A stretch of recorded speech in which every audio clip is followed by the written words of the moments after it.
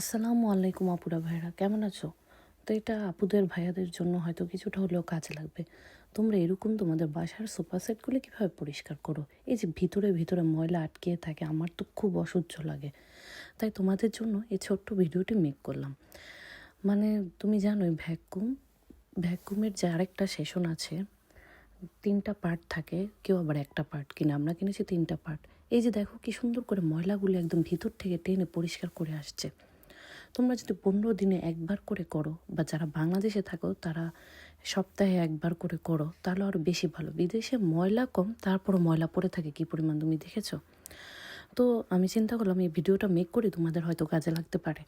দেখেছো কি সুন্দরভাবে পরিষ্কার হয়ে যায়, একদম ভিতর থেকে ময়লাগুলি টেনে নিয়ে আসে এই পার্টটা।